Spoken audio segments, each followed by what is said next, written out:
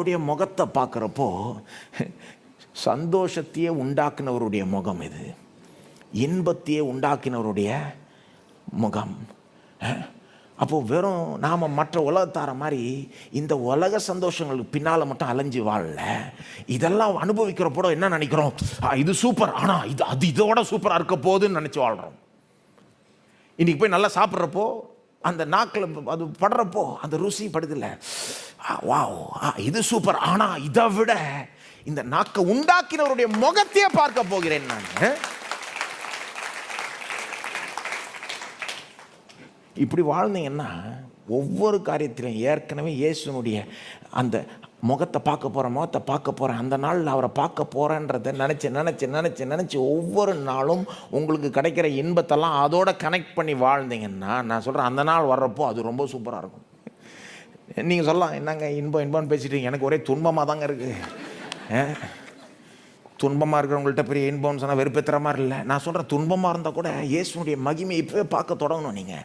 ஏன்னா அவருடைய மகிமையை வெறும் அன்றைக்கி தான் பார்க்கணுன்னு இல்லை, இன்றைக்கே கொஞ்சம் பார்த்துக்கலாம், லேசாக பார்த்துக்கலாம். வசனத்தில் பார்த்துங்க, லேசாக பார்த்தீங்கன்னா உங்கள் துன்பமே போயிடலாம், உங்கள் பிரச்சனையிலேருந்தே விடுபட்டுடலாம் நீங்கள். அதனால தான் பவுல் சொல்கிறார், எதை பற்றியும் கவலைப்படாது, அவர் வராருப்பா, சந்தோஷமாக இரு, எதை குறித்தும் கவலைப்படாது, ஜெபி, அவர் உனக்கு இப்போவே சமாதானத்தை கொடுப்பார். என்ன சொல்ல வரமா, துன்பமோ இன்பமோ அந்த கடைசியில் அவரை சந்திக்க போகிறேன், நான் அவருடைய முகத்தை நான் பார்க்க போகிறேன்றதை நினச்சே வாழ்ந்தீங்கன்னா அன்றைக்கு நீங்கள் அவரை சந்திக்கிறப்போ உங்கள் சந்தோஷம் உச்சகட்டமாய் இருக்கும்.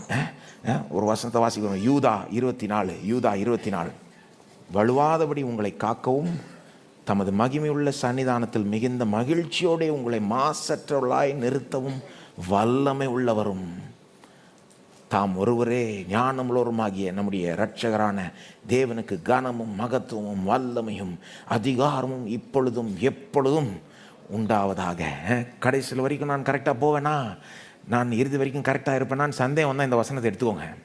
இங்கே இது ஒரு ஜெபம் மற்றும் இது ஒரு ஆசீர்வாதம். இது அப்படியே சொல்லுங்கள், வாய் திறந்து எல்லாம் சொல்லுவோமா, வலுவாதபடி உங்களை காக்கவும் தமது மகிமையுள்ள சன்னிதானத்திலே மிகுந்த மகிழ்ச்சியோடே உங்களை மாசற்றவர்களாய் நிறுத்தவும் வல்லமை உள்ளவரும். அவர் வல்லமை உள்ளவர், மாசற்றவராய் நிறுத்த வல்லமை உள்ளவர், மிகுந்த மகிழ்ச்சியோட உங்களை அங்கே அந்த நாளில் நிறுத்தக்கூடியவர் அவர். தாம் ஒருவரே ஞானம் உள்ளவருமாகிய நம்முடைய இரட்சகரான தேவனுக்கு கனமும் மகத்துவமும் வல்லமையும் அதிகாரமும் இப்பொழுதும் எப்பொழுதும் உண்டா